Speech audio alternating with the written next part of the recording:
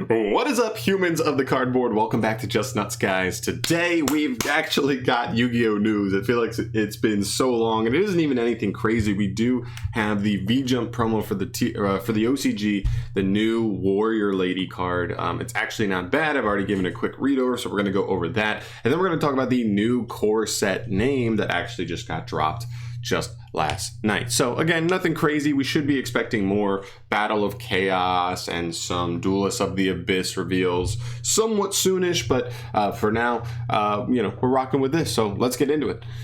All right, starting us off here, we have Propitious Warrior Lady. That is our name here. I love her design. It's a cool design. I like it. I'm with it.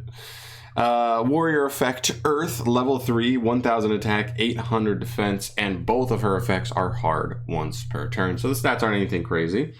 First effect, when an attack is declared involving your other warrior monster and an opponent's face-up monster, you can send this card from your hand or field to the graveyard. That opponent's monster loses attack equal to its original attack until the end of this turn. And the second effect says you can banish this card from your graveyard to target an Earth Warrior in grave and add it to your hand. Also pretty good, right? So here we go. I mean, like, the first effect is kind of just makes this a warrior honest, and the second effect is actually just a pretty good recursion like card, like effect to get something back for free. So like, yeah, the first effect is nice. What I particularly imagine with this card is like, you're either trying to do like a turn one combo where you just end up dumping this to grave, and this is either just getting you an extender piece back from grave or just a follow-up piece back from grave. And either way, I think it's pretty decent as far as that second effect. And the first effect, what I can really envision is potentially this becomes a searchable target off of I Sold. So like I Sold searches any warrior, but you can't activate its effects or summon it, I think. No, maybe it's just the effects, whatever. You just can't activate its effects that turn. But if you're going to search it turn one and then set it up so that it's like a battle trap for future turns, that actually does make your board a little bit more sticky. And once you do send it on the next turn, you just banish it to add a follow-up back to hand. So I could actually see that being an interesting little play there. Obviously, like, Gokis are like all Earth Warriors. And then Gokis, even inside of Gokis, you might play stuff like Marauding Captain, or I think the Butter Spy is Earth as well. So there's like a couple. Junk Forward, I think, is Earth. So there's a couple of like different Earth Warriors in which this card gives you access to.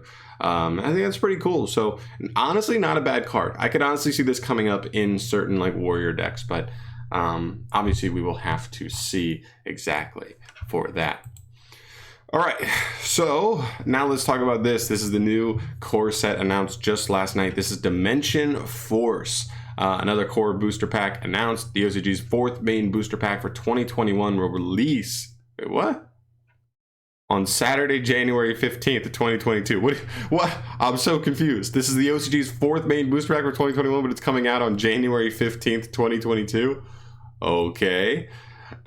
This pack has new cards that power up old themes as well as new themes, so fine. That's cool though. I mean, like, even just the fact that they say new themes, and most core sets have at least one new archetype in them, but we have had core sets that have 0 new archetypes in them, so I guess that is nice to know at least.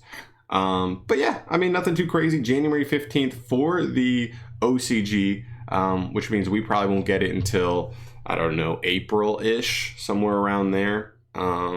So I'm with it. It's cool. As far as the name goes, because sometimes, like, we have Battle of Chaos, so we can assume that set's going to have a lot of light and dark monsters. Dimension Force, I mean,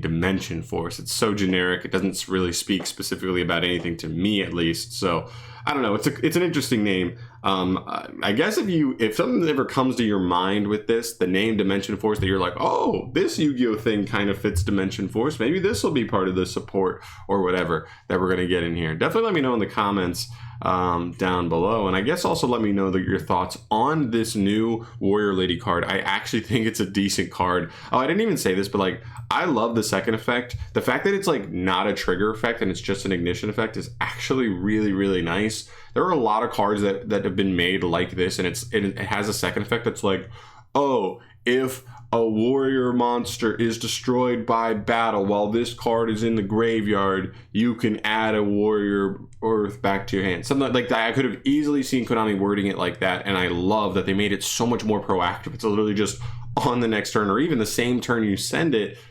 banish it and get a warrior back to hand immediately, and it doesn't take any other setup. Once it's in there and another earth warrior is in there, you are good to go.